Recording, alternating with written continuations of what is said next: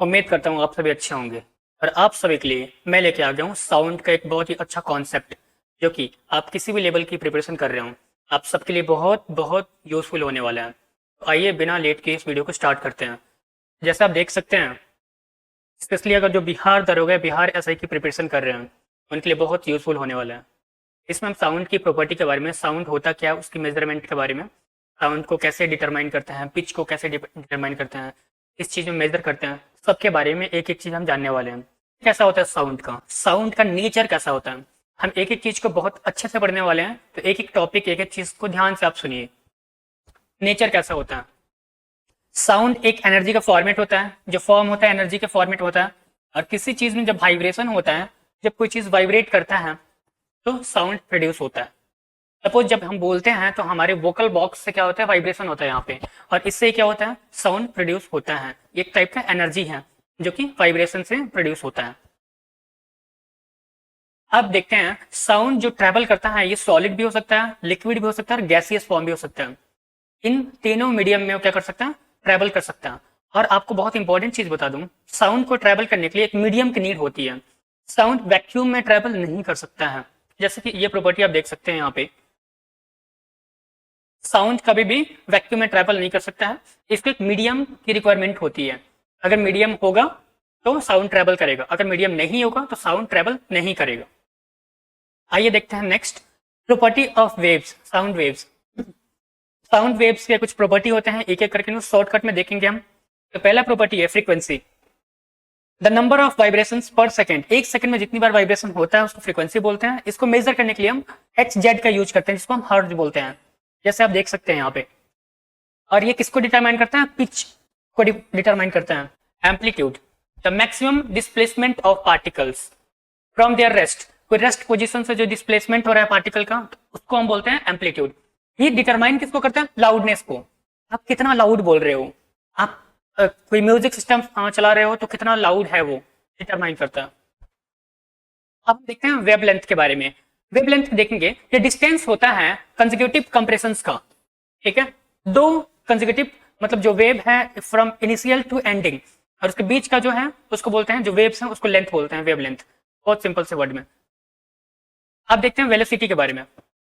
Speed of sound in different mediums, जो होता है डिफरेंट डिफरेंट होता है। जैसे साउंड अगर वाटर में बोलोगे तो अलग ही आएगा, एयर में अलग डिफरेंट होता है, और गैसियस में डिफरेंट होता है। अब देखते हैं, हम बात करेंगे स्पीड ऑफ साउंड, साउंड की स्पीड क्या होती है, स्पेशली इसके बारे में देखते हैं। हमारा नेक्स्ट पॉइंट है speed of sound in influenced by the medium properties, specially temperature, humidity and density. ये डिसाइड करता है कि मीडियम क्या है, और ये डिसाइड करता है कि टेम्परेचर कितना है और डेंसिटी कितनी है। वाटर में बोलोगे तो साउंड कुछ अलग आएगा, नॉर्मली बोलोगे तो उसका साउंड कुछ अलग आएगा, है ना। जिस मीडियम में आप बोलोगे उसका साउंड डिफरेंट आएगा, स्पीड उसका डिफरेंट डिफरेंट आएगा। कुछ एग्जांपल यहाँ पे, at 20 degree Celsius the speed of sound in air is approximately 343 metre per second. 20 degree Celsius में अगर एयर में साउंड देखें तो 343 मीटर पर सेकेंड आता है। ये कई बार एग्जाम में पूछ देता है कि बताओ 20 डिग्री सेल्सियस पे एयर में साउंड कितनी होनी चाहिए, कितना में ट्रेवल करता है, स्पीड क्या होती है साउंड की, तो आप क्या बताओगे, 343 metre per second. Sound travel faster in denser medium. Denser medium मतलब क्या होता है, जैसे वाटर हो गया और मेटल्स हो गया। एक होता है रेयरर मीडियम, एक होता है डेंसर मीडियम, जहां पे ज्यादा कोई पार्टिकल्स बहुत पास पास हैं, उसको बोलते हैं डेंसर मीडियम। वाटर के भी पार्टिकल्स पास होते हैं, मेटल के भी पार्टिकल्स पास होते हैं, इसलिए हम बोलेंगे क्या, साउंड बहुत ज्यादा होता है, फास्ट ट्रेवल करता है डेंसर मीडियम में। आई होप आप इतना समझ गए होंगे। और देखेंगे रिफ्लेक्शन ऑफ साउंड, साउंड की रिफ्लेक्शन के बारे में देखेंगे। ठीक है, साउंड का रिफ्लेक्शन आप यहाँ पे देख सकते हो, sound can reflect of surfaces creating an echo. Echoes are used to measure distance underwater sonar. देखो, आप जब बोलते हो ना, तो आपकी अगर एक खाली रूम में आप बोल रहे हो, एक खाली कमरा में बोल रहे हो, एम्प्टी कमरा में, तो आपकी साउंड इको करती है, आपकी साउंड खुद आपको ही सुनाई देती है खुद की साउंड। कभी एक कमरा बंद कर देना, उसमें कभी कोई सामान नहीं होना चाहिए, कोई गुड थिंग्स नहीं होने चाहिए, और फिर वहां पे देखोगे तो आपकी वॉइस रिपीट होगी, इको होगी।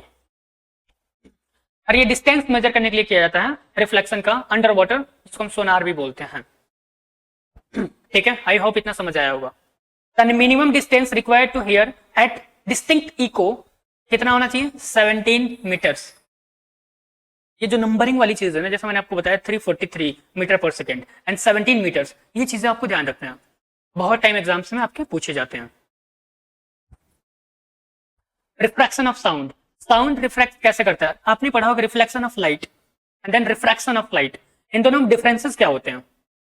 अगर आप में से किसी को पता है तो जरूर बताना कमेंट करके। अभी हम देखते हैं रिफ्रैक्शन ऑफ साउंड।